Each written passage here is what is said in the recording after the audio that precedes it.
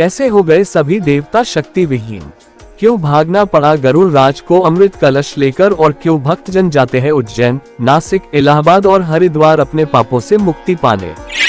प्रणाम दोस्तों, आपका स्वागत है हमारे YouTube चैनल रोचक कथाएं पर। कहानी को अंत तक पूरे ध्यान से सुनिएगा। कहानी के अंत में एक छोटी सी परीक्षा ये जानने के लिए रखी गई है कि आपने कहानी को कितना ध्यान से सुना है। ये जानना रोमांचक होगा कि आपने कौन सा स्थान हासिल किया है। तो शुरू करते हैं भारतीय पौराणिक कथाओं में से एक और रोचक कथा जिसका शीर्षक है समुद्र मंथन। एक बार दुर्वासा ऋषि ने इंद्र को हार भेंट किया। इंद्र ने हार पर विशेष ध्यान नहीं दिया और अपने हाथी ऐरावत के दांत पर उसे रख दिया। ऐरावत ने उसे नीचे गिरा दिया। ये देखकर दुर्वासा क्रोधित हो गए। दुर्वासा ने इंद्र और सभी देवताओं को सारी शक्ति खो देने का श्राप दे दिया। श्राप के कारण इंद्र और अन्य देवता अपनी शक्ति खो बैठे और असुरों के साथ युद्ध में हारने लगे। बाली के नेतृत्व में असुरों ने पूरे ब्रह्मांड पर अधिकार कर लिया। जब कोई रास्ता नहीं बचा तो इंद्र ने विष्णु से सहायता मांगी। विष्णु ने देवताओं को उनकी शक्ति वापस दिलाने की एक योजना बनाई। उन्होंने देवताओं से समुद्र मंथन करके अमृत निकालने को कहा, जिसे पीकर वे अमर हो सकते थे और अपनी शक्ति वापस पा सकते थे। देवता तो शक्तिहीन हो चुके थे, इसलिए समुद्र मंथन के लिए उन्होंने असुरों से सहायता मांगी। देवों और असुरों ने मिलकर समुद्र मंथन शुरू किया। विशाल पर्वत मंदराचल को मथनी बनाकर मंथन किया जाने लगा, लेकिन भारी पर्वत समुद्र में डूबने लगा। पर्वत को डूबने से बचाने के लिए विष्णु ने कछुए का रूप रख लिया और पर्वत को अपनी पीठ पर रख लिया। विष्णु के कछुए के रूप में आने को ही उनका दूसरा अवतार कूर्म अवतार कहा जाता है। मंदराचल को मथने के लिए सहारा मिल गया तो विशाल नाग वासुकी को रस्सी की तरह लपेटकर मंथन शुरू किया गया। एक ओर से देवता और दूसरी ओर से असुर नाग को खींचने लगे। समुद्र मंथन शुरू हुआ तो भारी लहरें उठने लगी। उससे बहुत तीव्र विष हलाहल भी निकला।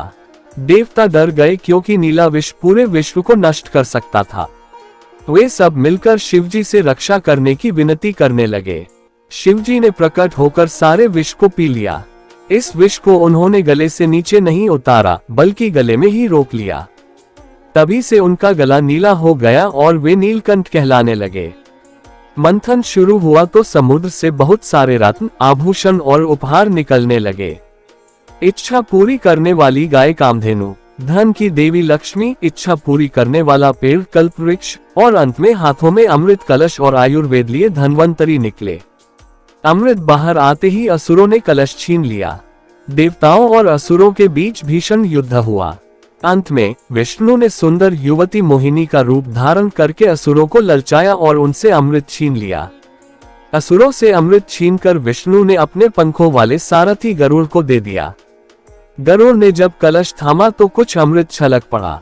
इससे अमृत की कुछ बूंदें उज्जैन, नासिक, इलाहाबाद और हरिद्वार में गिरी। कहते हैं कि इन बूंदों से भूमि पवित्र हो गई और हर साल कुंभ मेले में श्रद्धालु इन शहरों में आकर अपने पाप धोते हैं। देवता अमृत पान करके अमर हो गए। हालांकि कुछ असुर भी अमृत की बूंदें चखने में सफल हो गए थे, इसलिए वे भी अमर हो गए। दो असुर राहु और केतु अपना वेश बदलकर देवताओं के बीच बैठ गए। सूर्य और चंद्रमा ने उन्हें पहचान लिया और विष्णु से उनकी शिकायत कर दी। विष्णु ने सुदर्शन चक्र से उनके सिर काट दिए। तब तक अमृत उनके गले के नीचे नहीं उतर पाया था, इसलिए उनके सिर तो अमर हो गए लेकिन शेष धड़ मर गया। इसी का बदला लेने के लिए राहु और केतु हर साल सूर्य ग्रहण और चंद्र ग्रहण के दौरान सूर्य और चंद्रमा को निगल लेते हैं। आशा करता हूँ आपको आज की कहानी आपको बेहद पसंद आई होगी। अब समय आ गया है ये जानने का कि आपने कहानी को कितना ध्यान से सुना है। खेल शुरू होता है अब।